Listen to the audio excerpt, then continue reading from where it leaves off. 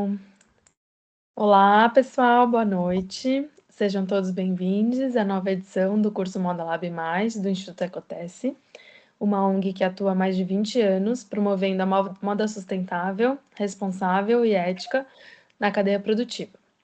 Nessa edição, novamente, temos o apoio da PVH Foundation.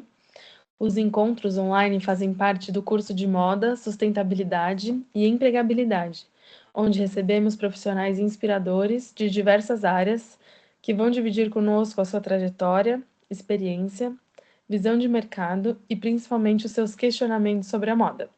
E hoje vamos receber a Tainá Duarte. Ela é coordenadora de estilo feminino na Calvin Klein e atua há mais de 10 anos no desenvolvimento de produto de moda. Apaixonada por criação, comportamento e estratégia, construiu a sua trajetória em marcas como Desarme, Hering e Calvin Klein, sempre conectando criatividade e visão de negócio, para desenvolver coleções relevantes, desejáveis e alinhadas aos movimentos do mercado. Então, seja bem-vinda, Tainá. Um prazer te receber aqui com a gente. Oi, gente, boa noite, tudo bem? Muito obrigada pelo convite, muito legal aqui estar falando com vocês um pouquinho. Pode ir passando que eu vou comentando um pouquinho mais. Tem um pequeno delay. Bom, aqui eu fiz só um resumo, então, né? Eu comecei a minha trajetória, a minha carreira com 17 anos, pelo programa de Jovem Aprendiz, que foi muito importante na minha carreira. Tive o primeiro contato ali com o mundo corporativo, como se criava uma coleção, como os setores funcionavam. Passei por diversas áreas também, que eu acho que trouxe essa riqueza para minha cabeça e entender como funciona cada etapa de um produto. Passei por marcas como Desarme, pela Hering, sempre crescendo, buscando aprender mais, entendendo o estilo e necessidades de cada marca. Aqui, então, como eu falei, fiz só algumas etapas. Claro que a gente tem outros processos para além do que eu escrevi aqui. Então, como a gente começa criando uma coleção, né? Aqui eu coloquei uma foto representativa de um mood board, mais em preto e branco, um pouco dramático, que representa a nossa última criação, nossa última coleção, que já está validada e logo mais estará em loja. Então, a gente começa através da nossa pesquisa. Aqui a gente usa algumas plataformas como o WGSN, necessidades de lançamento de produto que a gente recebe do nosso global, que a gente fala, e a Calvin Klein de fora, de Nova York. A gente pesquisa em concorrentes, passarelas, a gente faz um grande apanhado de referências e a gente monta esse grande mood board. Nesse mood board, a gente imprime as imagens, a gente atende os fornecedores de matéria-prima, a gente desenvolve tecidos também de acordo com cada coleção, então a gente tem ótimos parceiros muito legais, que nos ajudam e nos apoiam a entregar a melhor coleção com a melhor qualidade. Então, a gente desenvolve todos esses produtos de acordo com cada cartela de cor e padronagem de cada estação. E a gente vai criando a coleção. Eu costumo dizer que a coleção é muito viva, a gente fica bem maluca, assim, com os prazos, porque geralmente acontece 3 coleções ao mesmo tempo. Eu brinco, assim, com amigos que até não são da área, que às vezes eu até não sei que ano eu tô, porque é uma mistura de um ano, a gente está fazendo, às vezes, 3 anos à frente, lidando com a coleção do final do ano que é vigente. Então, assim, é uma loucura, mas é muito legal, assim, ter essa visão à frente, entender o que o mercado e a marca que a gente está inserida necessita e acompanhar, né, todos esses movimentos de mercado. Aí, só seguindo, então, na linha que eu coloquei, a gente tem o processo de desenvolvimento. Nesse processo, a gente viaja para todos os fornecedores, a gente tem fornecedores no Brasil inteiro, sobre todos os tipos de matéria-prima de produto. Então, tem tecido plano, que a gente faz no interior de Minas, tem as malharias que ficam no sul, Santa Catarina, tem as fábricas de tricô também, que a gente tem no sul e aqui no interior de São Paulo e de Minas. Então, a gente viaja para todos esses fornecedores, para entender o que o fornecedor tem de melhor e o que a gente consegue absorver para a nossa marca, entregar um melhor produto alinhado com o direcionamento daquela coleção e para entregar um melhor produto para o cliente em loja. Aí tem a produção da modelagem. Ali na etapa de protótipo, geralmente a gente tem uma grande reunião que cada marca chama de um momento em específico. Onde eu trabalhava, tinha um momento que chamava fechamento de coleção, onde a gente recebia todos os protótipos. Aqui na Calvin a gente chama de comitê, então é um grande comitê de produtos que a gente recebe todos esses pilotos. A gente avalia junto com as equipes de comercial, diretoria, vice-presidente, compras, estilo. Se é a melhor decisão, se todos os produtos vieram de acordo com o direcionamento inicial, se estão dentro, né, do preço sugerido que a gente já trabalha, se não está, se a peça veio realmente muito legal, se a peça precisa de um ajuste ou outro, que geralmente acontece, a gente prova todos esses produtos, passa todos os comentários. Aqui eu estou contando um pouquinho mais da nossa rotina, muito simplificada, mas tem muitas etapas pormenores, né, que geralmente acontece. E esse produto finalmente chega na loja. Pode passar um pouquinho? Eu reuni algumas fotos só do nosso dia a dia. Então, o que eu estou explicando aqui para vocês, a gente tem o nosso momento de mood board, tem o nosso momento de apresentação de coleção, onde a gente apresenta tanto impresso, a gente tem uma plataforma que é muito legal, que a PVH utiliza lá fora, e a gente também usa aqui no Brasil, que é o Miro, não sei se todo mundo conhece, é uma plataforma online, como se fosse, eu brinco que é um PPT infinito, é um PowerPoint infinito que não precisa salvar, lá te possibilita criar, colocar todas as referências que você imagina, colocar a coleção inteira, e em algum momento a gente imprime esse PPT para dar uma olhada se está fazendo de acordo com, se está fazendo sentido, né, e de acordo com a coleção, se não está, a gente também rabisca em cima, então essas fotos mostram um pouquinho. Tem um pouquinho da etapa também, a gente tem a nossa convenção, que é esse momento de apresentação dos produtos para a equipe comercial que vai vender a coleção vigente. Essa terceira foto, que tem o painel, a gente monta também os looks de acordo com cada entrada, a gente apresenta, faz um desfile. Então, um evento bem legal e é um momento que você vê tudo que você pensou em construir, às vezes em 3 meses, se realizando 100%. Então, o produto 100% do jeito que como ele deveria estar, na cor que ele deveria estar, na modelagem que a gente pensou lá atrás. Então, é um momento de realização de entrega, assim, é bem, bem legal. Aí também tem os nossos atendimentos, a gente tem os parceiros, como eu comentei, algumas importadoras, algumas tecelagens nacionais que a gente atende. Eu costumo dizer que aqui na Calvi a gente tem uma responsabilidade muito grande e a gente tem um direcionamento de seguir com tecidos que têm certificações sustentáveis, então a gente só trabalha com tecidos certificados, então a gente tem muito esse cuidado no atendimento dos fornecedores para garantir que todos os tecidos estejam 100% de acordo com esse direcionamento, e é muito legal, então a gente tem esses parceiros. Tem o nosso momento de prova de roupa, que é o meu favorito, que a gente alfineta, prova, faz composição, prova às vezes o que eu desenhei para usar, uma calça de tecido plano para usar com tricô, a gente vai lá e pega o tricô e prova junto, faz vídeo. Então é um momento que todo mundo pensa junto para entregar o melhor resultado. Então tem equipe de estilo, às vezes a gente compartilha com a equipe de compras também para pedir opinião, porque eu acho que quanto mais a gente gera esse desejo do produto, mais ele chega na loja com uma outra intenção. Então, eu gosto de reunir a mulherada toda e todo mundo, vamos lá dar opinião sobre esse produto e entender qual é o melhor caminho. Aí ali no finalzinho, a segunda foto da fileira de baixo é uma foto de hoje, inclusive, que a gente foi visitar um fornecedor ali na Zona Norte, bem legal. E um dos momentos muito ricos também nessas visitas de fornecedor é quando a gente tem acesso ao acervo do fornecedor, né? Então ali tem todo o histórico, tudo que o fornecedor já fez de mais diferenciado, mais diferente, que você consegue às vezes pegar uma ideia num detalhezinho de uma gola na parte interna da peça, mas que faz totalmente a diferença e às vezes abre a sua cabeça para um outro lugar que às vezes você nem imaginava, né?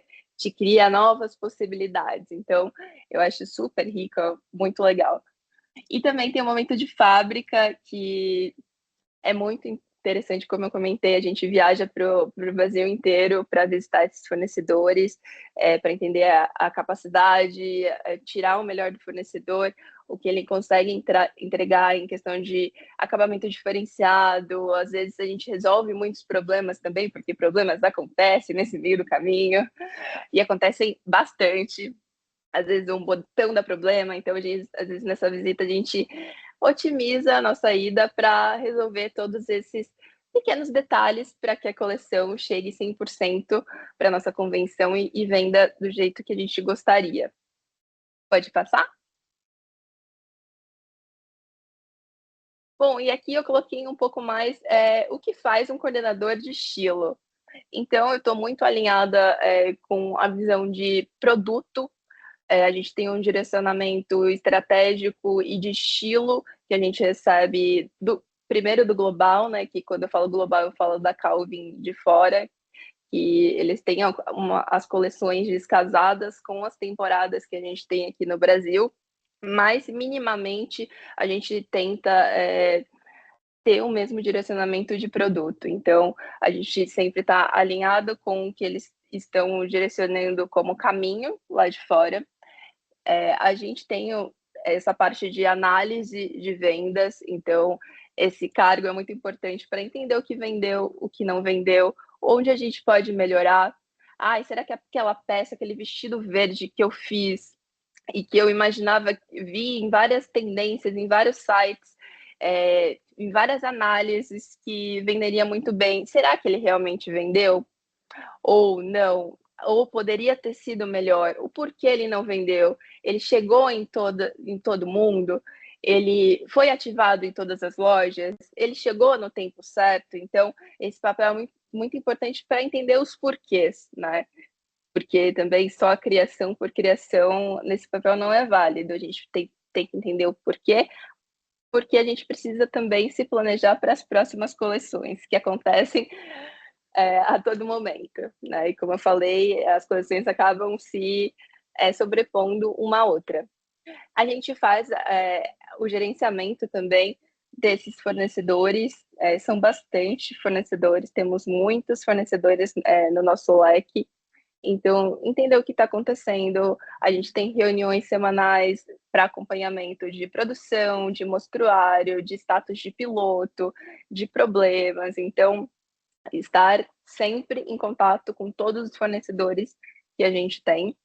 A gente faz também a gestão da nossa equipe, então todos os estilistas, cada estilista no time tem um papel de desenvolvimento, então a gente tem uma estilista que faz só a linha do infantil, a gente tem as estilistas que fazem malharia feminina, então é tudo subdivididinho, é bem categorizado.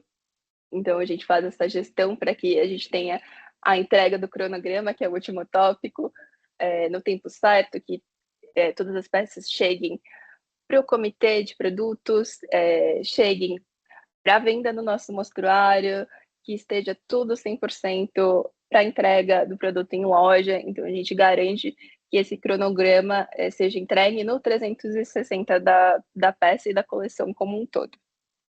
Pode passar? E aqui eu coloquei mais uma reflexão minha, depois de todos esses anos, o que a faculdade não me ensinou. E eu acho que eu julgo muito pela criatividade mais o negócio. Então, quando eu comecei nessa área, eu imaginava que eu ser muito criativa e muito disruptiva, eu seria a melhor estilista de todos os tempos. E com o passar dos anos, a gente vê que não é só isso, né? Você precisa entender do negócio, você precisa entender de vendas, você precisa entender do cronograma, você precisa entender sobre as necessidades de cada marca e de cada coleção, porque às vezes tem uma coleção específica, que tem uma ativação específica, então você precisa se aprofundar nesse assunto. Ali eu coloquei também estilo mais dados, então fazer essas análises. Eu, como eu gosto de ter materiais visuais, eu juntei o que eu gosto com os dados, que não é tão da minha área, mas também que ajuda no 360 da entrega no meu trabalho. Então, eu pego o que vendeu, eu tenho um raciocínio ali de montar no Miro, tudo que vendeu, coloco post-its coloridos e vou fazendo as minhas análises ali com os desenhos, o que eu acho que poderia ter funcionado, o que eu acho que poderia ter acontecido, como a gente pode evoluir para as próximas coleções. Então, eu gosto de alinhar esses dois mundos para a gente entregar o melhor resultado e evoluir, né? Também é muito importante. E é design mais comunicação. Aqui eu também entro um pouco mais, eu estava falando um pouquinho mais cedo sobre as IAs. Ela tem ajudado bastante a gente nessa parte de comunicação, design, criação, para apresentações de coleção, para ter ali todas as referências que você imaginou na apresentação de coleção. Aqui na Calvin a gente apresenta, a gente valida todas as coleções antes mesmo da criação da piloto com a nossa diretora. Então a IA entra ali na parte de comunicação, de criar o melhor produto, de criar, às vezes, até um videozinho de transição ali, de acordo com cada entrada, de acordo com o coordenado que a gente pensou. Então, eu acho que ele fecha e amarra todo esse pacote ali que a gente está pensando como direcionamento de produto. E é isso. Pode passar?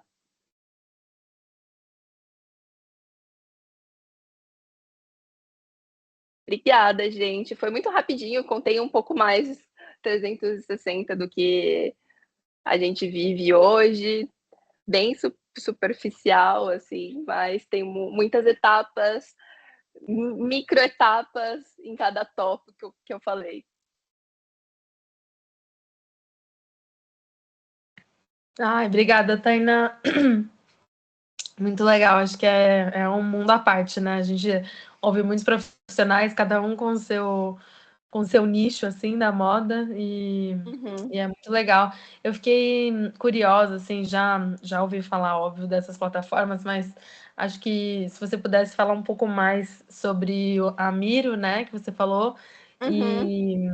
e, e tem uma outra plataforma de tendência também, a W, como que é o nome? WGSN. WGSN. Se você pudesse falar um pouquinho mais dessas duas Ah, plataformas, super. acho que é legal, assim, para quem não conhece, saber um pouco mais Sim. como é que você trabalha com elas. Legal. Bom, o Mira é uma plataforma online, todo mundo tem acesso. Tem uma parte de assinatura que é mais direcionada para a empresa, um pouco mais cara, mas tem uma parte gratuita também, que você consegue ter até 3 boards. São boards infinitos, basicamente. É um site que você consegue salvar tudo, você consegue criar planilhas dentro desse site. Você consegue criar um PPT, você consegue criar um fluxo de produto, fluxo de coleção, dá para você anexar vídeos também dentro dessa plataforma. Então, eu acho muito rico. Hoje a gente apresenta toda a nossa coleção, a gente desenha todos os produtos e inclui nessa plataforma, e o melhor é que não trava nunca, não trava jamais. Ao contrário do PowerPoint, né, que a gente tinha muito problema, assim, há pelo menos uns 2 anos atrás, de uma pessoa estava mexendo, a outra não podia abrir, a gente tinha que apresentar a coleção e virava aquela correria, aquele caos, e aí corrompia o arquivo do nada. Aí você perdeu todo o trabalho. Então, assim, depois que a gente implementou o Miro, foi a salvação, assim, da vida do estilo, a gente brinca. é uma plataforma incrível, assim, permite 1000 possibilidades, você também consegue fazer apresentações lá dentro, então, assim, é muito, muito legal, muito legal. Eu indico todo mundo entrar, fuçar, entender até as funcionalidades, porque é muito legal. Bom, Legal, e a coloquei aqui no WG, chat. e a WGSN é uma plataforma mundial, né, de tendências. Eles têm pesquisadores no mundo inteiro que alimentam essa plataforma, uma plataforma paga. Hoje em dia, eles têm um direcionamento específico até para outras áreas fora a moda. Antigamente era só ligadas à moda mesmo, então tem culinária, tem outros tipos de tendência fora o vestuário. E é bem interessante, assim, eles têm análises semanais de tudo que está acontecendo, tanto das novas coleções, o que está sendo desfilado na coleção de agora, quanto o que foi visto, o que mais foi visto nas ruas de Milão semana passada. Então, tipo, são análises de diversos tipos e é muito rico também, até para você ter uma proximidade maior ali do que está acontecendo em cada país. Então é bem legal também. Legal, tô colocando aqui o link para vocês.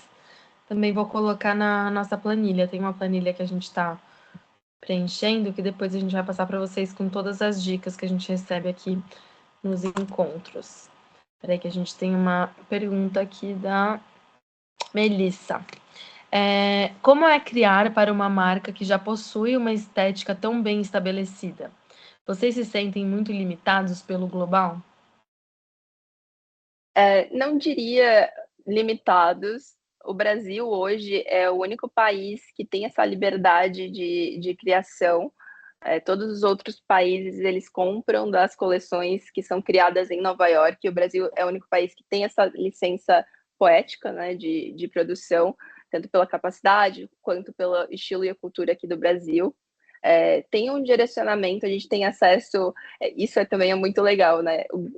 A equipe de estilo do Global, né, de Nova York, eles também usam o Miro e a gente tem acesso a todos esses materiais. Então a gente consegue entender o que eles estão criando, se tem algumas similaridades com o que a gente pensou para a coleção, mas não é uma obrigação e não tem também essa pressão, a gente não tem essa limitação necessariamente. A gente tem um direcionamento, a gente tenta encaixar algum detalhe do mesmo produto para ter em loja no mesmo momento.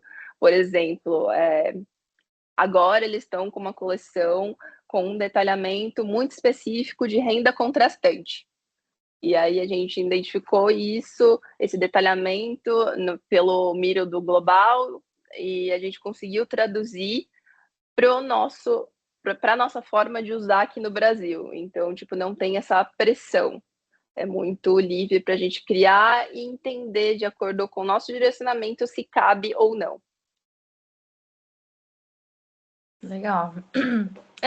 É uma dúvida, né? Porque quando a gente pensa na Calvin Klein, tipo, a maioria da publicidade, né? A gente retoma muito a publicidade de fora, né? Da Calvin Klein.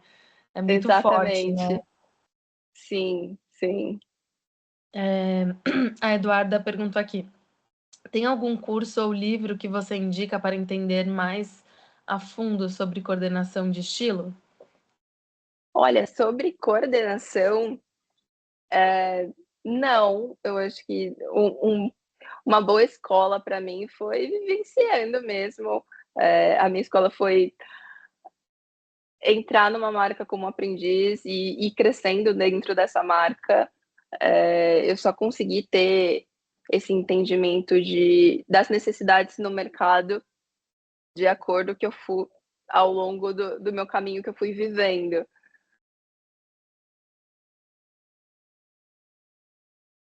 Como começar nessa área, incluindo o que a faculdade não ensina desde o início. Tipo, começar do zero.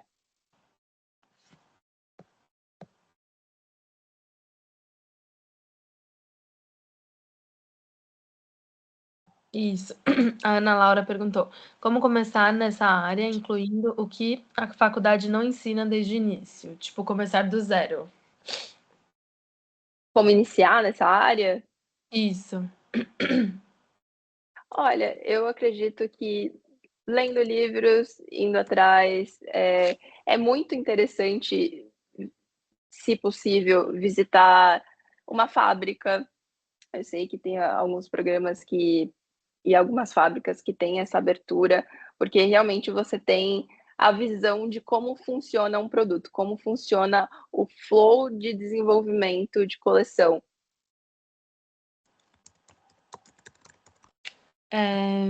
Legal. Você tem alguma fábrica para, tipo, dar uma dica, assim, para eles? Às vezes é esse começo, assim. Olha, eu posso pesquisar aqui, eu acho que de pronto aqui em São Paulo não tenho, Aham. mas eu posso perguntar para os meus fornecedores e aí eu mando depois para vocês. Legal.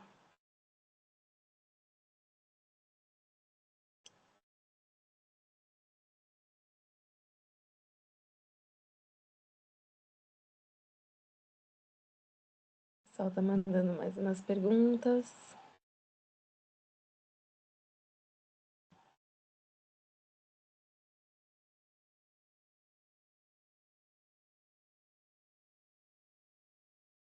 Enquanto o pessoal tá escrevendo aqui. É... E de dificuldades, Tainá, assim, se você for pensar, assim, do começo da sua carreira até agora, assim, o que você vê pontos, assim, difíceis da carreira de como coordenadora?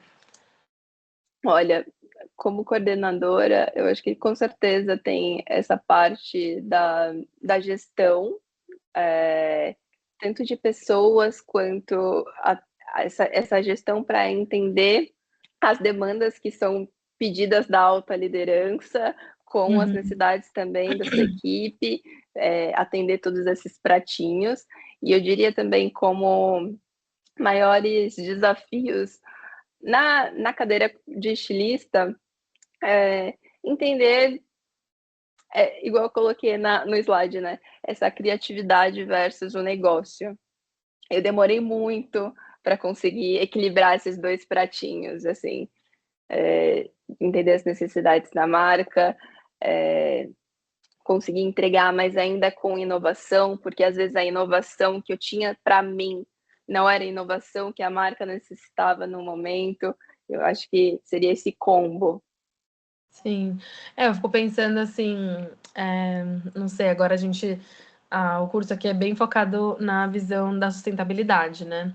Então Uhum, pensando em mudanças climáticas ou mesmo, mudanças na matéria-prima, né, da Calvin Klein ou uhum, de qualquer outra marca que você esteja trabalhando, tipo, isso você vai ter que trocar seus fornecedores, né, de matéria-prima, o modo como exatamente. nada, né, pensando na sustentabilidade social também, às vezes alguma empresa que vocês trabalham não está adequada dentro, tipo, isso chega até você, né, esse problema. Uhum. É, e foi uma mudança muito grande. Eu tinha acabado de entrar na Calvin quando a gente recebeu esse direcionamento da PVH de trabalhar somente com artigos, né, produtos, tecidos que tenham certificações específicas passadas por eles. E eu cheguei nesse momento que uma coleção já estava 100% pronta, ela já tinha sido validada pela diretoria comercial, já tinha passado ali por esse momento de comitê. Então foi um desafio muito grande, porque basicamente a gente saiu de 2 artigos com certificação, que a gente tinha ali sustentável para a coleção inteira. Então a gente Uhum. teve um momento ali de meio susto, parar tudo, ir atrás de todos esses fornecedores e até entender mais sobre cada certificação, porque tinha também eh, essa limitação, assim, que a gente não entendia 100% sobre cada certificação, então a gente teve que parar, entender uma por uma, o que significava uma por uma, fazer esse cruzamento com os fornecedores que a gente já trabalhava versus os fornecedores que a gente deixaria de trabalhar e quais são esses novos que têm essa certificação, que são necessitadas, né, no momento. Então, acho que esse foi um desafio muito grande. A gente parou um momento, a gente teve que mudar a coleção inteira, mas foi um resultado no final muito positivo, que hoje, igual eu comentei um pouquinho mais cedo, a gente tem parceiros muito incríveis, muito legais. Mas ainda assim é um desafio em algumas categorias. Para tecidos mais naturais, a gente tem esses parceiros, mas a gente ainda sente um pouco dessa dificuldade, né, desses artigos para tecidos de alfaiataria. Então, antes a gente conseguia atender ali muito por importadoras, que importava da China. Então, hoje a gente não tem mais esse tipo de produto, tem um pouco menos, com uma outra cara. Uhum. E já aconteceu, assim, de vocês fazerem uma produção e ela não vender muito, assim? Ah, já. E como é que acontece com essa produção que não é vendida? Bom, na Calvin, a gente só produz mediante a venda. Então, isso é muito legal que não gera estoque. A gente não tem estoque. Então, a gente faz o mostruário, tem uma quantidade específica de peças ali, a gente vende no nosso showroom e através dos nossos representantes pelo Brasil. E após esse momento de venda do showroom, é que a gente coloca o pedido e passa para o fornecedor. Então, a gente não tem essa sobra. Uhum. A gente só Isso é realmente muito produz importante. conforme a venda. Muito importante, muito importante. Mas tem às vezes também que a gente pensa que o produto vai vender muito mais do que ele vende. Acontece. Sim, acho que tem a ver com a pergunta da Eduarda aqui. Ela perguntou: como que vocês decidem quando existem tendências arriscadas para seguir? Quais são os critérios para seguir a tendência do mercado para uma nova coleção ou não seguir? Não sei se foi muito clara, mas eu entendi, Eduarda. É tipo jeans rasgado, cintura baixa, sabe? Que de Aham. repente tá super em alta e para, né? Meio cíclico, né? Sim, super, Eduardo, deu para entender sim. Então, geralmente, a primeira análise que todo mundo se pergunta, e a gente faz muitas reuniões de estilo com a equipe inteira, feminino, masculino, com a nossa diretora, com a vice-presidente, a gente para, entende. É um produto que todo mundo enxerga que estaria no DNA da Calvin? Você imagina, tipo, a gente começa a fazer vários exercícios de se perguntar: tem a ver com o DNA da Calvin? A gente enxerga essa persona, sei lá, usando o jeans de cintura baixa ou Uhum. não? E tem muitas discussões em relação a isso. Às vezes fica, gente, muito tempo. Às vezes, nossa, a gente já ficou assim umas 2 horas, às vezes, discutindo sobre um detalhamento específico, se valeria, se não valeria. Às vezes não é do jeito que a gente pensou no começo, a princípio, mas a gente muda um pouco o detalhamento e já se encaixa mais no DNA. Mas assim, é uma discussão com muitas pessoas, mas principalmente em relação ao DNA. A gente bate muito na tecla em relação ao DNA. Legal. A Ana Caroline também fez mais uma pergunta aqui. Pode falar mais sobre a criação? Existe algum procedimento de sustentabilidade na marca ou algum projeto futuro? Sim, né? Como eu expliquei, a gente tem esse direcionamento da PV8, que a gente só pode usar tecidos com determinadas certificações sustentáveis. A gente segue super à risca e 100% da coleção, tá? Precisa ter esse direcionamento. Projetos futuros, a gente tem o nosso analista de sustentabilidade interno, que é o Matheus. Ele é um grande parceiro. E a gente tem uma meta também passada ali pela PV8 de todos os tecidos de poliéster até 2030 precisam ter duas certificações sustentáveis. Aí tem duas certificações que eles passaram para a gente. E aí eu comecei um projeto com ele de tentar desenvolver bases de alfaiataria em poliéster reciclado até 2030. Então, assim, é um desafio bem grande, até porque a gente não tem 100% os maquinários necessários para o desenvolvimento dessas bases aqui no Brasil, mas como a gente tem alguns parceiros que são abertos a novas novidades e novos processos, A gente está começando ali, eh, caminhando esse projeto e eu espero que a gente consiga até 2030. Legal, queremos ver. Desculpa, Melissa, eu pulei a pergunta dela sem querer. Vou voltar aqui. Em relação à cadeia produtiva, o Brasil é o único que produz, certo? Uhum. Todos os outros países recebem os produtos de Nova York, ou isso é mais em relação à parte da criação do que a confecção? A sede da Calvin fica em Nova York.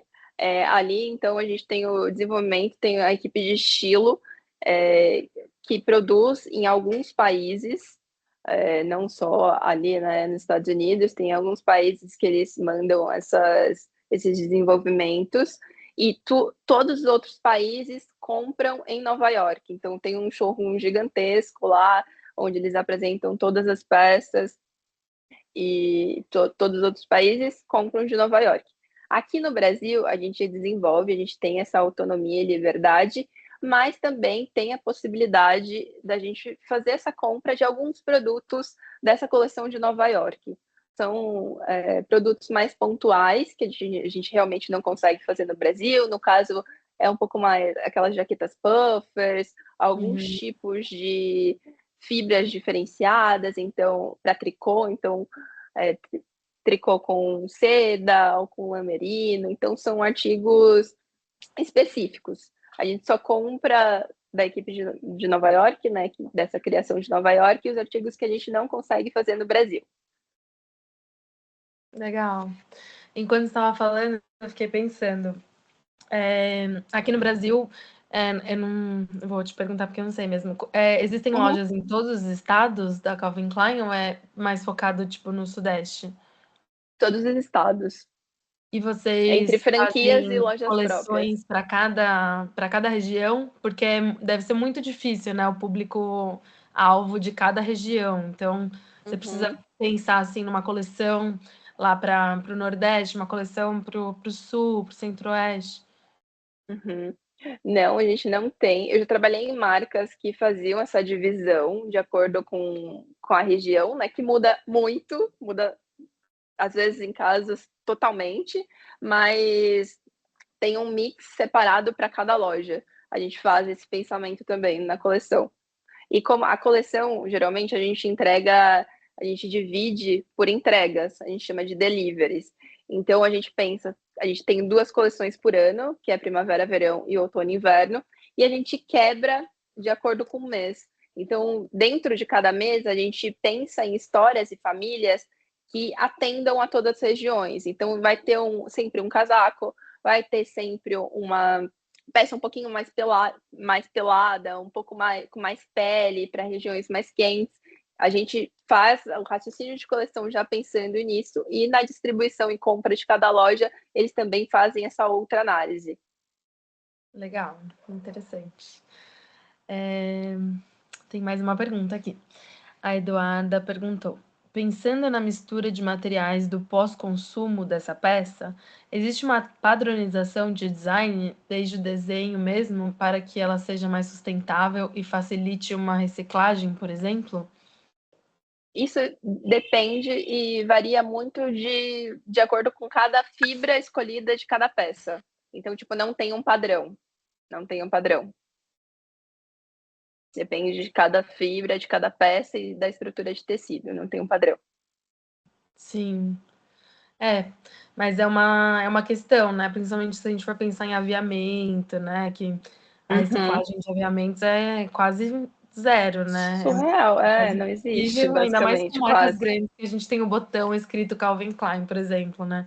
Isso Não, é tem o uma. botão, tem a plaquinha, tem o pingentinho, tem a ponteira, é tudo personalizado.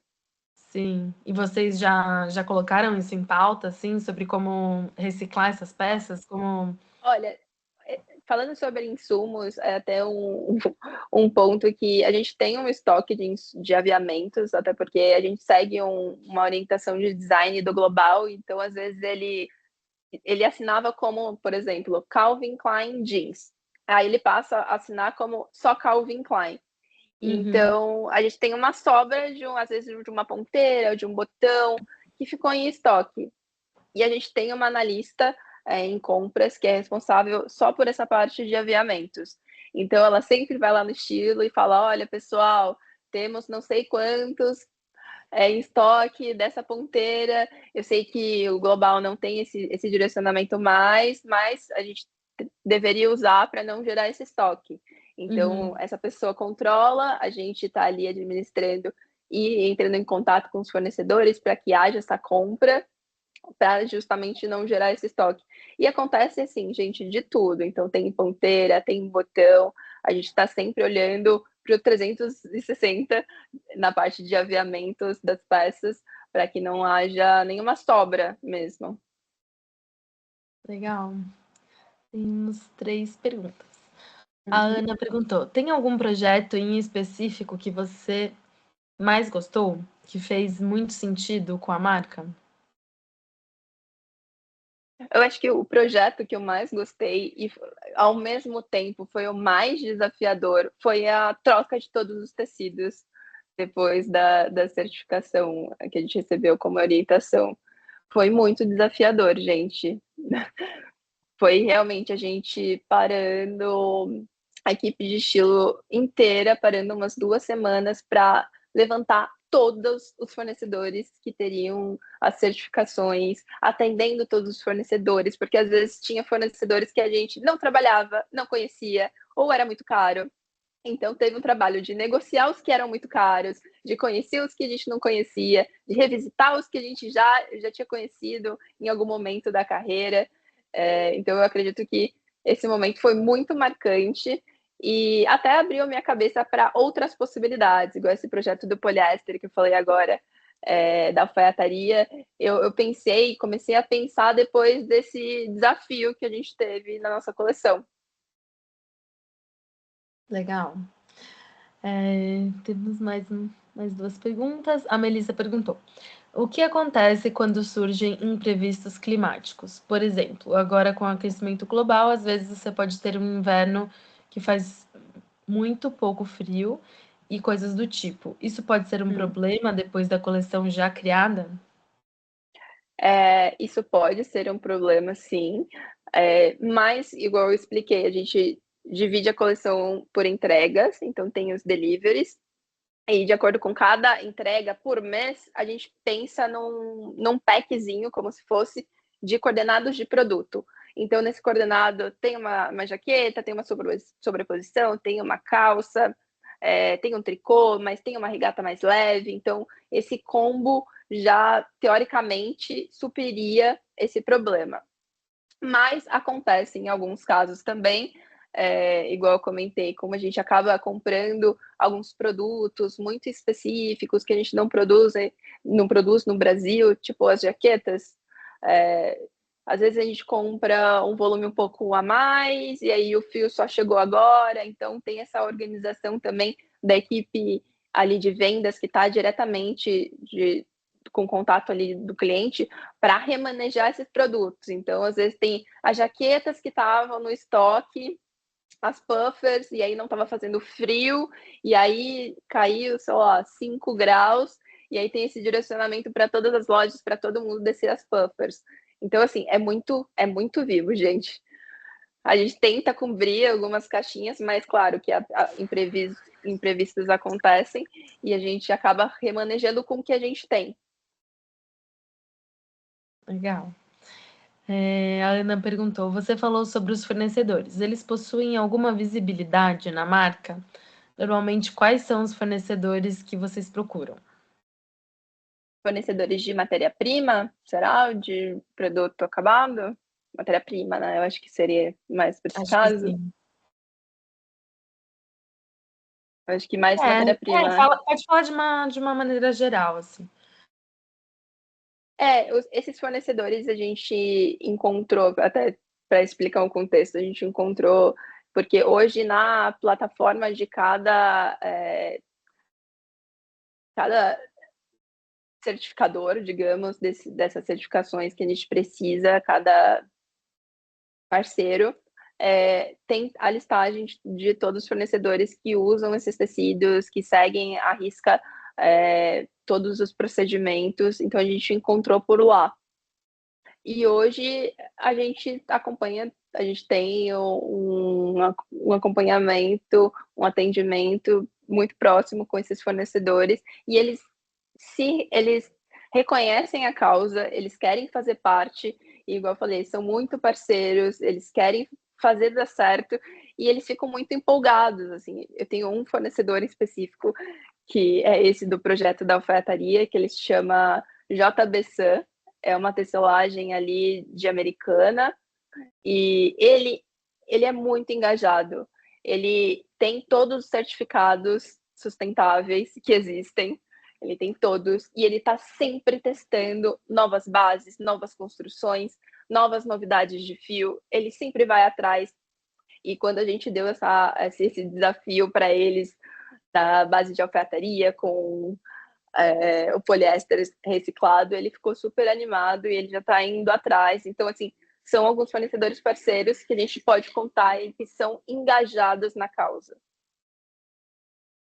Que legal, jogando junto, né? Jogando E junto, totalmente. a segunda pergunta da Ana, a gente acabou de falar, que era qual o projeto Uhum. mais recente. Ah, o mais recente não foi, né? Qual que é o seu projeto mais recente? Porque o mais desafiador a gente já falou. O, ah, eu acho que entraria o mais desafiador. Hoje a gente tem uma dificuldade muito grande com fornecedores de mão de obra, então que fazem o produto acabado na alfaiataria. Estamos em busca, assim, é um desafio. A gente já visitou algumas fábricas, só que é um produto muito específico, é um produto mais caro, o tecido é específico. Então, acho que junto ali com o meu desafio de desenvolver uma base de alfaiataria, tem quem costure essa base de alfaiataria. Então, onde eu vou costurar esse blazer, onde eu vou costurar essa calça. Estou em busca, estamos trabalhando para encontrar novos parceiros, mas estamos nesse caminho. É o meu desafio recente. Legal. E acho que a gente pode finalizar aqui com a pergunta da Eduarda, que é qual a sua parte preferida de todo o processo? A minha parte favorita de todo o processo. Ai, que difícil, gente. Acredito que eu acho que é acompanhar todas as provas de roupa, entrar em contatos com os fornecedores, e eu acho que o mais legal mesmo é resolver os problemas, porque tem muitos desafios pela frente, assim, até chegar um produto em loja, tem muitos desafios de fechar custo, entender o tecido. Então, quando a gente consegue, tipo, nossa, deu certo, esse tecido fechou, o tecido ficou muito legal, a gente acertou na modelagem, chegou em loja, já é muito legal. Então, acho que passar por todos esses processos e enfrentar todos os mini problemas do dia a dia, eu acho que é a minha parte favorita, sabe? Resolver e entregar um bom produto no final. Não teria uma parte específica que eu consigo falar. Acho que é muito o todo, 360. Legal, muito obrigada, Tainá. Obrigada a vocês, gente. Obrigada pelo